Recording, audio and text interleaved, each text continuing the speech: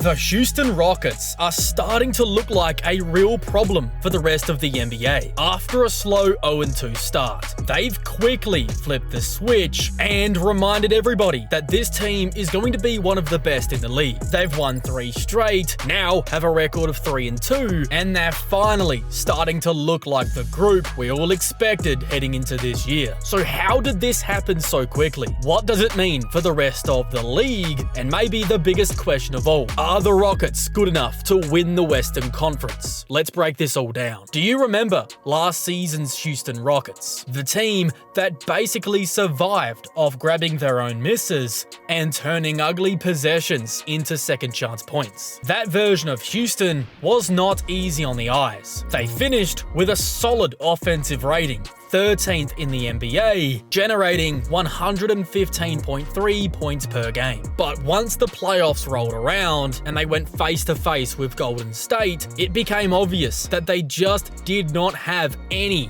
offensive firepower in the half court. They could defend, they held up with rebounding, but when it came to generating clean, efficient offense against the elite defense of the Warriors, they hit a brick wall. Fast forward to this season, and they feel like a completely different team. Through the first 5 games of the season, Houston has looked like one of the more improved and well-balanced offensive systems in basketball, putting up 124.9 points per 100 possessions so far, which is good enough to see them in the 94th percentile league-wide. Still, it is a small sample size though, but these early signs are really promising, and the biggest reason for that change is certainly Kevin Durant. He was the missing piece, the guy who gives them what every contender needs. Someone who can walk the ball up the floor, size up a defense, and hit an impossible shot when everything else breaks down. The superstar moments, if you will. Durant is now averaging 27.5 points, 5.8 rebounds, 2 assists with a steal and a block, while shooting 65% true shooting and knocking down the 3 ball at a 37% clip. After that first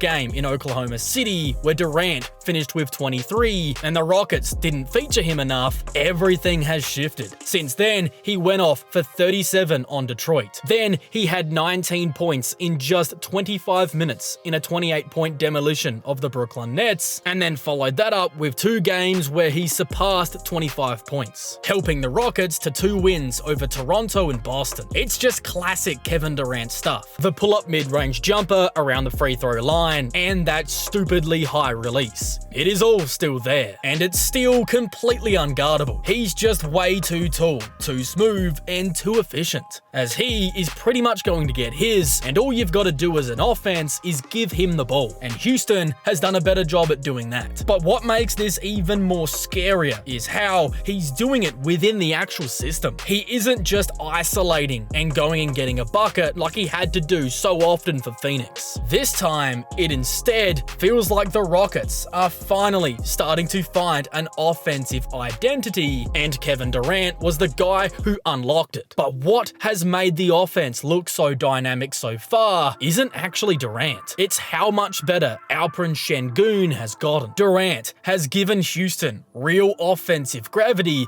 for the first time in this new era, and that space has allowed Sengun to become the engine that makes everything go. He's orchestrating plays from the middle of the floor, hitting cutters, finding wings in the corner, or even leading the break himself. With all of the length and athleticism around him, the Rockets can punish defenses all day off missed shots or turnovers, and Sengun is usually the guy starting these sequences. Even though Durant is the key that unlocked this offense, Sengun has been the motor. His on-off numbers are absolutely insane. When Alperen Sengun is on the floor, Houston's net rating jumps up to plus 17.3 with a 131.7 offensive rating. Then, when he sits, that drops to a minus 21.1, and a poor offensive rating of just 101.1 points per 100 possessions. That's a 38-point swing, the kind of impact we typically only see from a guy like Nikola Jokic. He's currently putting up 23.8 points, 8 rebounds, 7.3 assists, and 2 steals per game on 57% shooting from 3, and overall a 62% true shooting mark. These numbers and the all-around impact have been enough to place him third in player efficiency rating amongst every center in the NBA at 24.3, a metric that basically measures how productive a player is per minute, combining all their stats into one number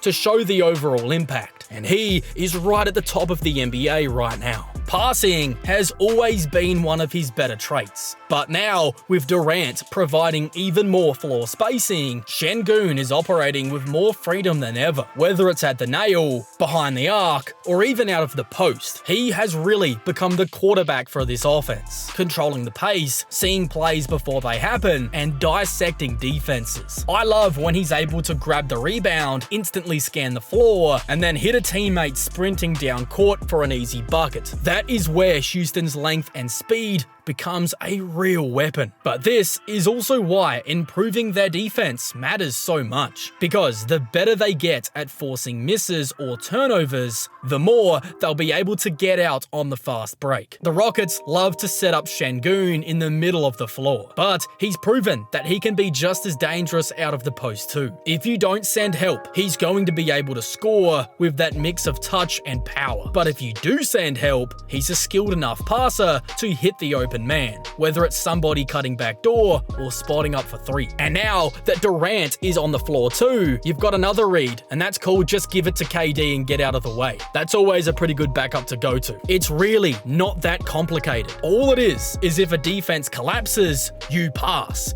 and if it doesn't, then you score. It's that simple. It is just smart basketball. That being said, Şengün could absolutely take all of this to another level just by slowing down a little bit. There are times where he gets downhill too quickly and ends up trying to force up a shot in traffic, like he did late in that game versus Detroit, where he drove into 4 defenders and then got blocked. If we freeze it right here, look at all the options he had. There are 2 corner shooters wide open. The defense is giving him that short pull-up mid-range, which he was actually hitting earlier in the game, and he even had a chance to potentially drop it off to Amen Thompson down low. If Şengün can learn to play more off 2 feet, read the defense, and take what it's giving him, that's where he really would become the true baby Jokic. The Joker is obviously the better decision maker right now, but Şengün's feel and skill is right there. He just needs more touch and composure. Şengün is averaging 3 turnovers a game, which ranks 20th in the league, and that's where you really feel the absence of Fred VanVleet. Having a steady veteran guard next to him, not only to take some of that playmaking load, but also help to guide him out on the floor, really did limit those turnovers last season.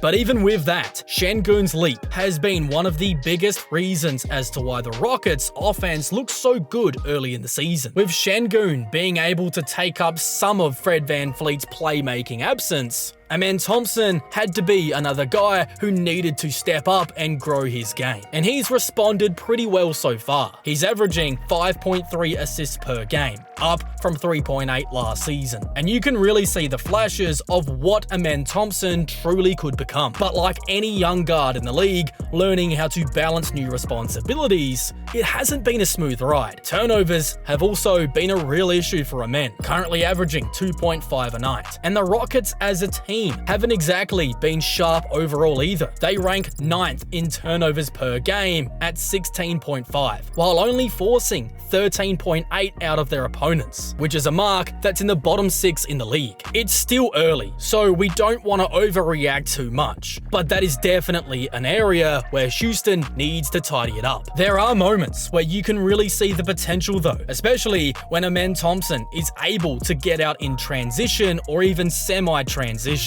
That's where his vision and speed make him look like a true point guard, reading the floor, making the quick decision, and they often lead to easy buckets. But in the half court, it's a different story. Some of the assists he's been able to generate in the half court really come from guys making tough shots rather than him actually creating the opportunity. It's here where you really do feel the loss of Fred VanVleet. Last season, Amen Thompson thrived playing off the ball next to one of the best assist to turnover guards in the league. He'd cut backdoor, use his athleticism to score, and make an impact completely off the ball. Now, he's often the primary ball handler, and a lot of those natural strengths that really are suited to playing off the ball kind of feel like they're being pulled away. Off the ball, he is incredible. He averages 2 points per possession as a cutter, which is elite. But on the ball, his numbers tell a different story. Just 0.82 points per possession as a pick and roll handler, and just 0.167 points per possession on spot up jump shots. So it's very clear that the on the ball struggles have been a big issue, while he's still one of the best off ball guys in the league. But even with these struggles, it's obvious that the Rockets coaching staff still wants him to go through this. They're letting him take these lumps now because the early reps really matter. If he is going to grow into the player that we all believe he can become, potentially a superstar one day, he's going to need to know how to handle the ball, manage a team's offense, and play through mistakes. It isn't just important for winning right now, it's also just as crucial for his individual long-term development as a player. So, the offense appears to be in a really good place right now with plenty of room to grow. But what about the defensive side of the floor? The area that was the Rockets' calling card last season? Well, the answer isn't great. Last season, Houston had the 4th best defensive rating in the NBA, holding opponents to just 110.8 points per game. This season, that's fallen off a cliff, down to 18th, giving up 117.1 points per game. But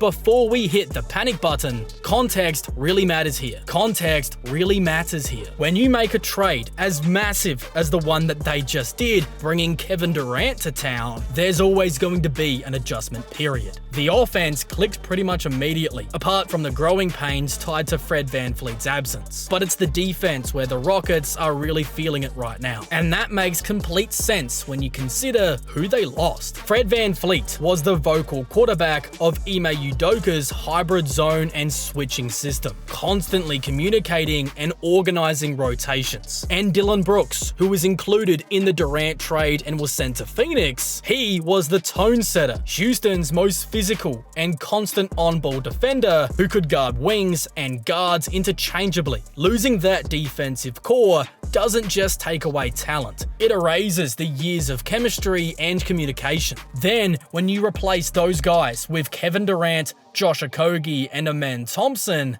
that really has reshaped the defensive identity entirely. The personnel are longer, more versatile, and more athletic, clearly giving them at least the same or even a higher ceiling. But they just have not logged enough reps together to perfectly rotate and communicate at the same level of last year's group. Coach Udoka's system isn't a simple man-to-man. It's a hybrid, blending switching, matchup zones, and scram rotations basically into a positionless structure that demands trust, timing, and great instincts. When those reads are not second nature yet, the cracks are going to show, and it's going to be pretty obvious. This isn't an easy defensive system to learn. It's really mentally demanding, and as of right now, that rhythm just isn't there. But once this group can build that chemistry, and those reads become automatic, I believe they'll be right back to being an elite defense, and maybe even better. The encouraging part is that the potential is really obvious with the group. They still have great length, speed, and athleticism to be a suffocating defense once it all clicks.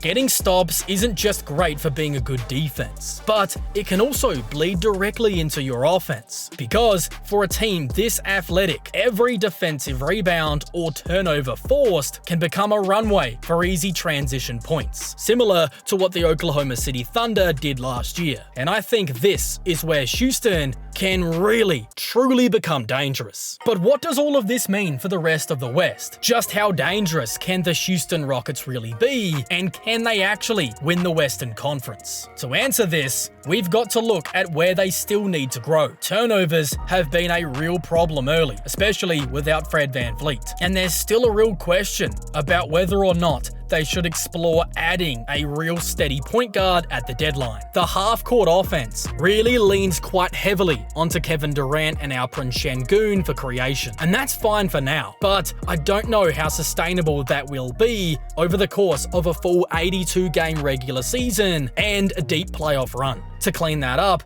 I'd love to see Kevin Durant take more on-ball handling responsibility while also getting Sengun deeper post touches to start possessions. That's where Houston's offense, I believe, will look more dangerous. Then defensively, they simply need to climb back up into that top 10, because even though that half-court offense is still improving, it really isn't elite outside of KD and Sengun. The Rockets simply need to generate more transition looks, and that starts by getting stops. They have the tools to do it: long athletes, multiple rim protectors, and enough versatility to switch. But all of this comes with time and reps. The exciting part is that even with the flaws, the Rockets are already a nightmare matchup. They're so big, very long, and just too relentless on the glass. Durant gives them a true closer, and that Sengun, Aman, Jabari Smith trio gives them a future core that fits perfectly with how the modern game is played. And if the rumors are true that Fred VanVleet could return before the postseason, then that would elevate this team even more, potentially good enough to put them on the same level as an Oklahoma City or a Denver once they get firing too. But even without Fred VanVleet, this team can still beat you any way you want to play.